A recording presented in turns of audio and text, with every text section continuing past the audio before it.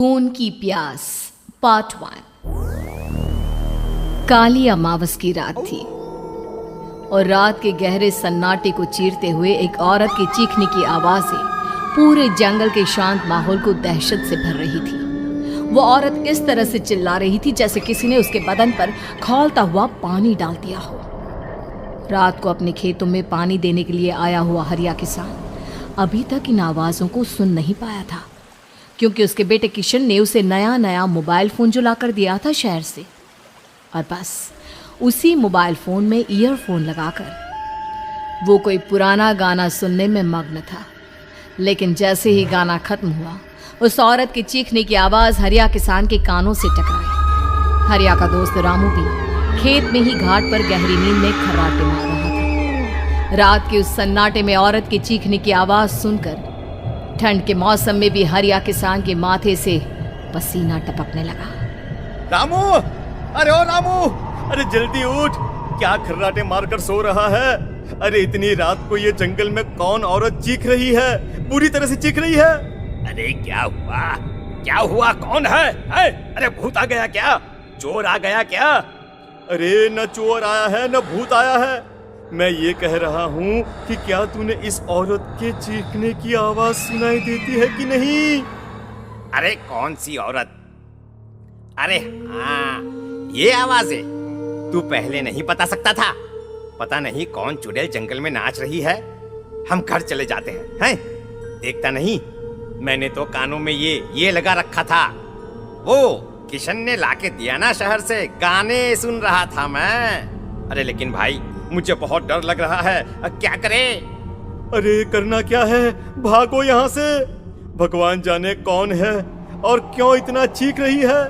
और उस औरत के चीखने की आवाजें और ज्यादा तेज होने लगी है। हरिया और रामू के पैर डर के मारे कांप रहे थे।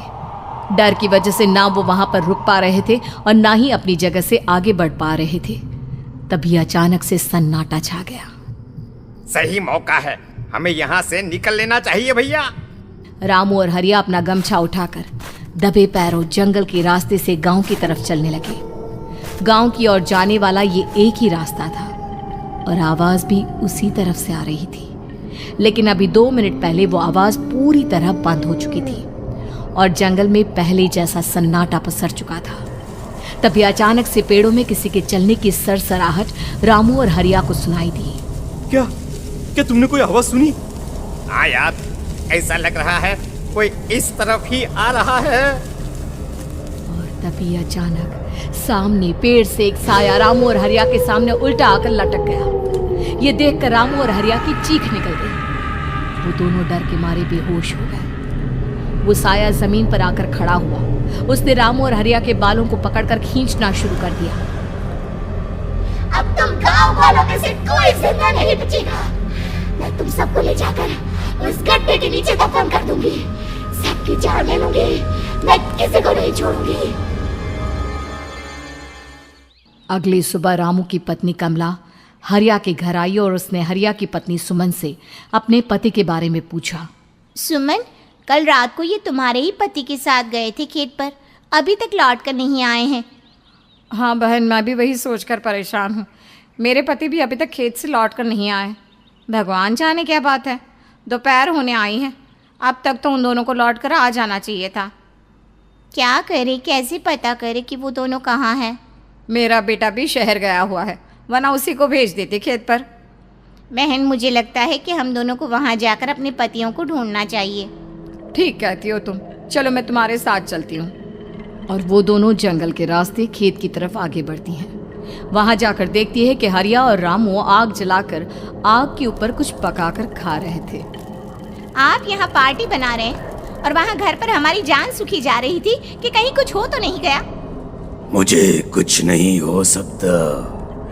मैं कभी नहीं मर सकता, समझे तो? अरे तबीयत तो ठीक है। ये किस तरह की आवाज में बात कर रहे हैं आप?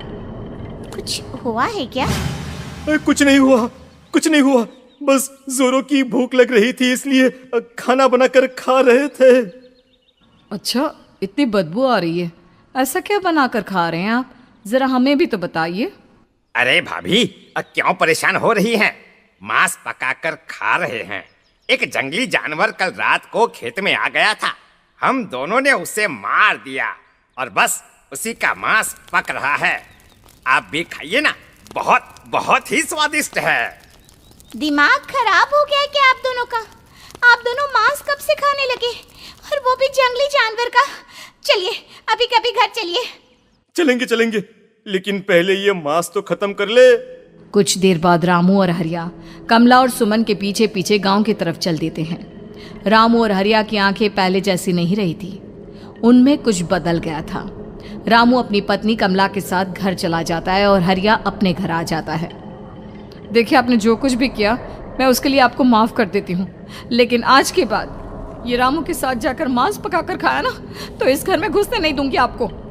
अरे दिमाग मत खराब करो, मैं वहां खाट पर लेटकर गाने सुन रहा हूँ, मुझे परेशान मत करना आप। इतना तमाशा खड़ा कर दिया, दोपहर तक घर लौट कर नहीं आए और अब गाने सुनने। लेकिन हरिया घर के बाहर आंगन में जाकर चुपचाप लेट गया और गाने सुनने लगा। गाने सुनते सुनते हरिया को नींद आ गई। सुमन ने उसके कान से ईयर प्लग हटाया और अपने आप से कहा, जरा मैं भी तो सुनकर देखूं, ऐसे कौन से गाने सुनते हैं। उधर मोबाइल में एक अजीब सा गाना बजने लगा।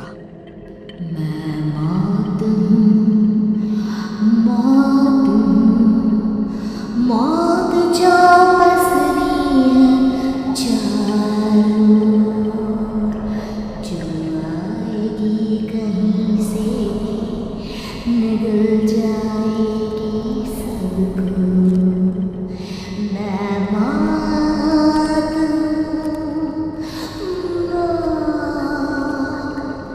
अब मैं छोड़ूंगी नहीं किसी को।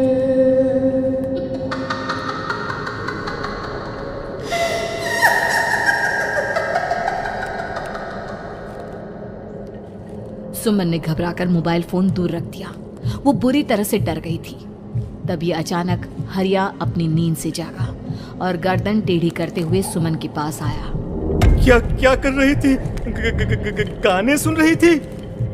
वो ये कैसा गाना सुन रहे थे तुम मोबाइल के अंदर? मौत है, मौत।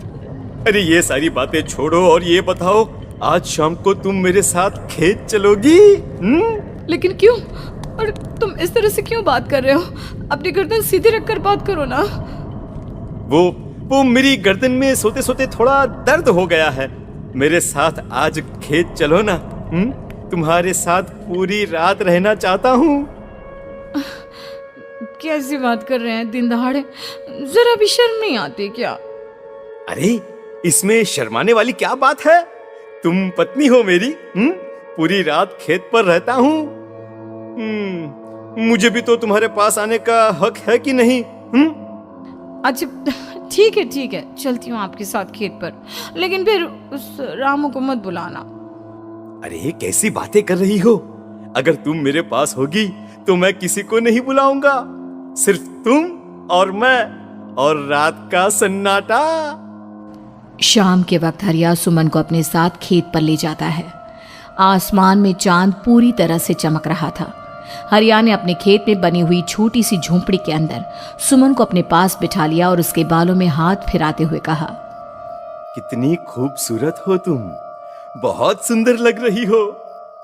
एक चांद से भी ज्यादा सुंदर लग रही हो। ऐसी बातें मत करिए ना, मुझे शर्म आती है। अपनी आंखें खोलकर जरा मेरी तरफ तो देखो। अरे देखो तो सही। सुमन ने शर्माते हुए जैसे ही अपनी आंखें खोली, उसके होश उड़ गए।